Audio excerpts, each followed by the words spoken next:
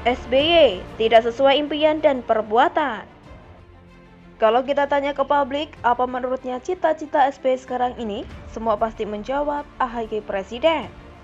Mungkin mayoritas orang akan menjawab sama, tapi kalau melihat apa yang dilakukan SBY untuk mencapai itu, apakah relevan? Masih di jalur yang tepat? Saya kira tidak satupun dari langkah yang dia ambil yang dapat mendukung AHY ke posisi itu dengan pasti. Semuanya terkesan pemaksaan. Dipaksakan AHY pada posisi yang dia kira pas untuk kemudian melangkah ke kontestasi Pilpres, saya pikir salah posisi. Dari awal, sesaat setelah AHY kalah dalam pertarungan Pilkada DKI Jakarta, seharusnya SBY menempa AHY mulai dari level lebih rendah. Tidak memaksakan pada level tinggi, karena publik lebih suka yang organik, yang tumbuh dengan alami bukan dikarbit. Untuk menjadi langkah awal, dia bisa memulai menumbuhkan jiwa kepemimpinan AHY dari daerah yang paling dia kuasai, Jawa Timur misalnya. Tahun 2018 ada pilkada di sana.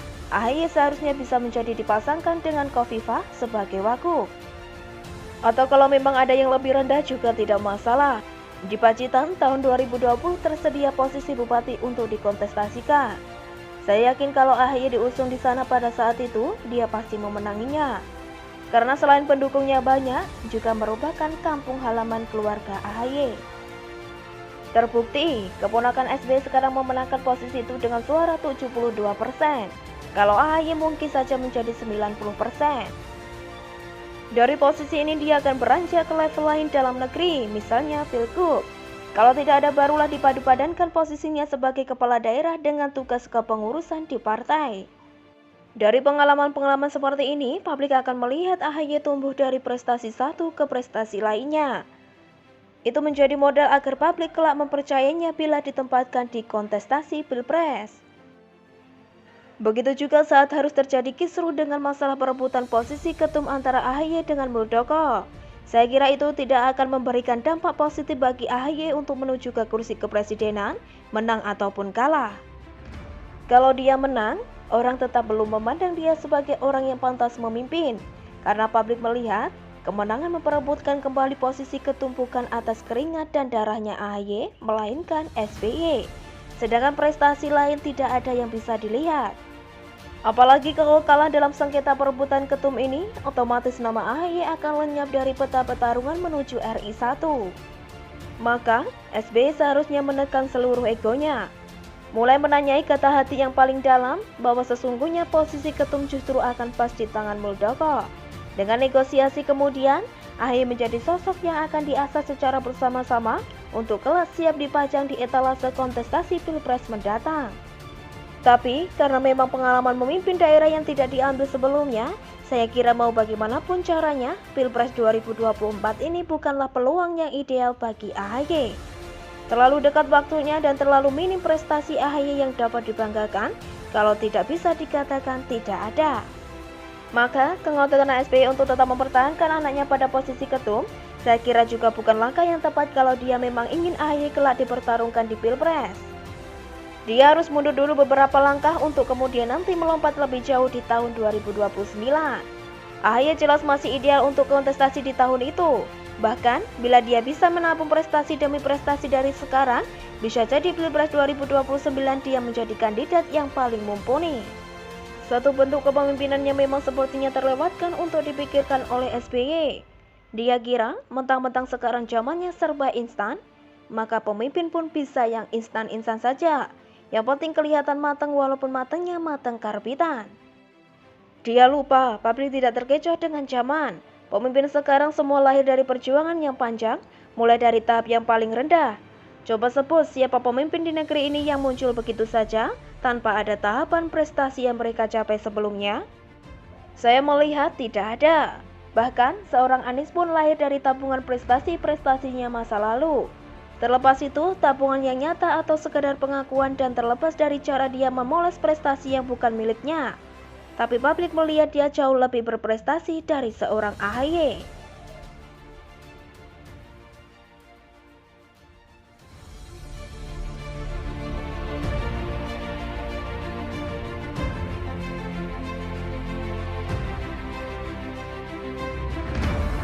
Mungkin karena Tuhan tidak suka, SBY dijejali 3 karma sekaligus. Saya memandang karma itu ada, namun mungkin masing-masing kita berbeda mengartikannya. Silahkan saja. Bagi saya, sebelum manusia meninggal, kita harus membayar semua hutang dosa terhadap manusia lain. Misalnya, kalau suatu saat kita menyakiti seseorang, sebelum kita meninggal, kita juga akan diberi rasa sakit yang sama. Walau tidak mesti balasannya dari orang yang kita sakiti sebelumnya. Begitulah menurut saya keadilannya. Ini juga sekaligus menjadi jawaban atas praduga-praduga di dunia ini. Artinya, saat kita menduga sesuatu, itu masih dugaan. Namun saat benar ada karma yang terjadi belakangan hari, persis konteks kejadiannya, maka bisa diartikan dugaan sebelumnya memang benar adanya. Sebagai contoh, ini contoh saja ya, misalnya kita lihat pada diri SBY dan kejadian KLB Partai Demokrat yang baru digelar hari ini. Dulu ada dugaan pada masa pemerintahan Megawati, SBY menjabat sebagai menteri yang memainkan politik orang yang terzolimi sehingga tiba-tiba mata publik terhipnotis oleh keluh kesahnya. Dianggap sebagai orang yang harus didukung dan diberi keadilan. Belakangan hari SBY dapat mengambil alih kepercayaan publik dengan memenangkan Pilpres. Sementara Megawati sebaliknya tidak menjabat lagi. Pada saat itu, kita juga menuduh SBY telah menelikung pemerintahan Megawati. Jika nanti benar KLB ini akhirnya membawa Muldoko menjadi Ketua Umum Partai Demokrat, maka benar pula dugaan kita dulu. SBY menelikung karena jawabannya, Muldoko yang notabene junior bagi SBY juga sudah melakukan hal yang sama. Lebih lanjut, jika sekarang SBY mengeluarkan pernyataan, termasuk rasa malu dan rasa bersalah saya yang beberapa kali memberikan kepercayaan dan jabatan kepadanya, Muldoko, maka itu juga dulu yang pernah dirasakan oleh Megawati saat memberikan jabatan kepada SBY. Jawaban atas karma pertama terjawab. Pernah juga kita menduga SBY melakukan kewenangan-wenangan kepada Gus Dur yang kala itu menakodai Partai Kebangkitan Bangsa. Ada dualisme kepemimpinan kala itu karena Muhaimin Iskandar pun ingin diakui sebagai ketua umum juga. Pada masa pemerintahan SBY itu, akhirnya kubu Muhaimin Iskandar dimenangkan oleh pengadilan di bawah Kemenkumham era kepemimpinan SBY. Padahal orang-orang menilai Gus Dur lah yang paling berhak menakodai PKB. Jika nanti hasil KLB Partai Demokrat masuk ke ranah pengadilan, lalu diputuskan bahwa benar Muldoko dianggap sah sebagai ketua umum, maka inilah bayaran atas sikap SBY kepada Gus Dur dulu. Dugaan pada karma kedua pun terselesaikan. Selanjutnya, kita menduga SBY sengaja memancing kemarahan Pendowo saat Ahok tersandung kasus penistaan agama. SBY memberikan keterangan pers yang didampingi oleh elit-elit partainya, yang isinya sangat cenderung memprovokasi keadaan yang sebenarnya sudah panas. Dia ingin menjebloskan Ahok masuk ke dalam urusan hukum, agar Ahok tidak menjadi ancaman lagi dalam pilkada yang juga diikuti oleh anaknya, yang notabene ketum yang digeser oleh KLB hari ini. Selain penggeseran paksa yang dialami Ahok, yang akan terbayarkan bila KLB ini benar-benar diakui keabsahannya, juga rasa malu Ahok yang sedang keren-kerennya bekerja dibayar dengan rasa malu AHY yang merasa sedang keren-kerennya menjabat sebagai ketua umum. Maka, dugaan atas karma ketiga pun mendapat penjelasannya. Contoh tersebut kita buat sebagai asumsi saja, kalau saja nanti benar KLB ini seperti apa yang diprediksi orang-orang, yang pasti bagi saya, karma itu ada dan akan selalu menyertai kita.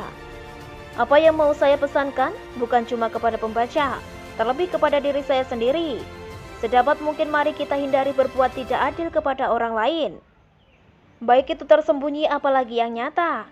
Karena itu mungkin Tuhan tidak suka dan pada akhirnya ketidakadilan itu akan kembali kepada kita, membayar hutang-hutang kita sebelum kita mati.